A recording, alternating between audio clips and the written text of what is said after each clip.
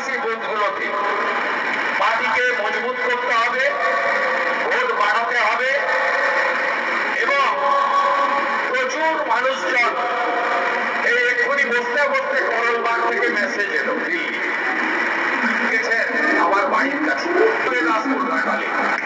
যদি বাংলা ভাষাতে চাও বলো যাবো, এখন থেকেই ক্যালেন্ডার তৈরি করছি, 1 মাস থাকবো, সব বুঝে আমরা বুঝে নেবো, বাইরে থেকে ছেলেরা এসে। তাই বুথকে মজবুত করতে হবে আমাদের। দ্বিতীয়, প্রতিষ্ঠান বিরোধী যে হাওয়া বইছে এই হাওয়াকে আমফানের মতো তীব্র হাওয়াতে পরিণত করতে হবে। প্রতিষ্ঠান বিরোধিতা কি? যেমন 11তে আমরা হাওয়া তুলেছিলাম, দিদি থেকে দিদিমা হয়ে যেত যদি নন্দীগ্রাম আর আমি মাঠে না নামতাম, কোনোদিনই আপনি মুখ্যমন্ত্রী হতে পারবেন। সবাই জানে। এখন মমতা ভূঁইয়া এমএলএ হয়তো স্বীকার করবেন না, ওনার প্রয়াত স্বামী অজিত ভূঁইয়া বেঁচে থাকলে স্বীকার করতেন। জানে সেদিন আমরা হাওয়া তুলেছিলাম যে আসে আসুক, সিপিএম যাক, আজকে সময়ের যাক, মমতা যাক। কেন? সব শেষ করে দিয়েছে। কৃষি ধ্বংস, কৃষক নিরন্ন, 8,200 স্কুল 1 বছরে বন্ধ, 6,888 শিল্প বন্ধ, কোথাও ডেভেলপমেন্ট হয় না, চিকিৎসার সুযোগ নেই, আয়ুষ্মান ভারতের কার্ড চালু হয়, হসপিটালে গেলে রেফার, দলে দলে কটক, দলে দলে ভেলোরে যাচ্ছে মানুষ।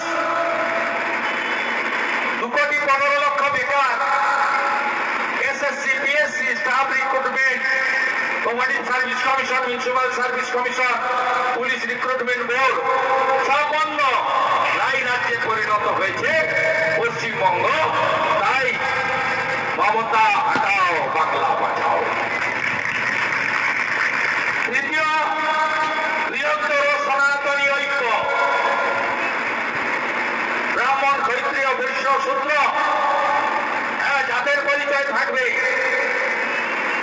কিন্তু জাতের নামে বিভক্ত হলে সুযোগ নেবে যারা সনাতনের ধ্বংস দেখতে চায়।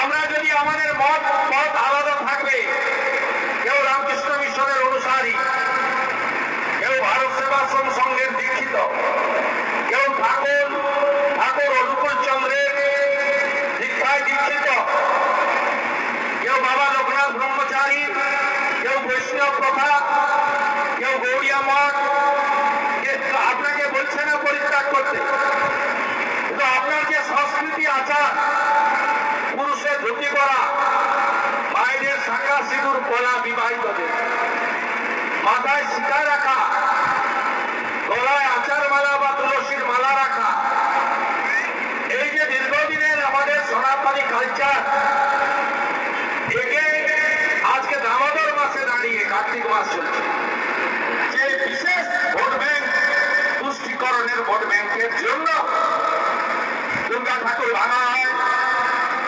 কালী ঠাকুর ভাঙা হয়, সরস্বতী পুজোর পারমিশনের জন্য কোর্টে যেতে হয়, সন্ন্যাসীরা আক্রান্ত হয়।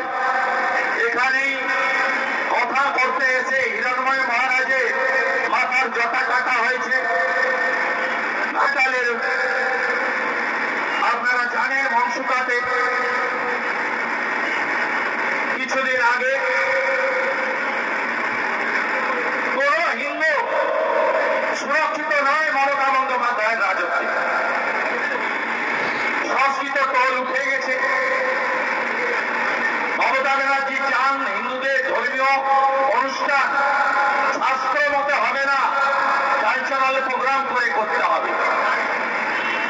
মোথাবাড়ির জন্য দায়ীকে আরেক এম মমতা। ধুলিয়ান শামশেরগঞ্জে হরগোবিন্দ দাস, চন্দন দাস পিতা পুত্র সিপিএম করতে হিন্দু বলে বাড়িতে ঢুকে কেটে দিল। আপনারা যদি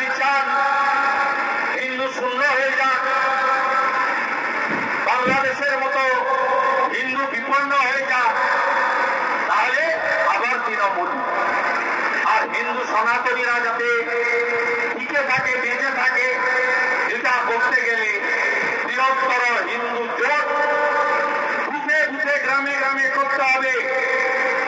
মমতা ব্যানার্জি মুখ্যমন্ত্রী বলেন ধর্ম যার যার উৎসব সবার, বিরোধী দলনেতা শুভেন্দু অধিকারী বলেন ধর্ম যার যার রক্ষা করার দায়িত্ব তার। গ্রামে গ্রামে সনাতনী জোটই আগামী দিনে এই জিহাদি অপশাসন থেকে, এই বিধর্মীদের অত্যাচার থেকে আমাদের হিন্দুদের সনাতনীদের বাঁচাতে পারে।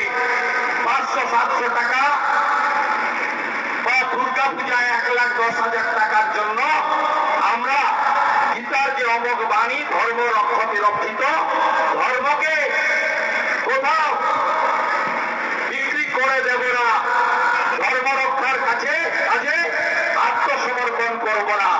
অনেক কিছু পাওয়ার আনন্দ থাকবে, অনেক কিছু না পাওয়ার অভিমান থাকবে, ধর্ম রক্ষা করার কাজে হিন্দুরা ঐক্যবদ্ধ থাকবে।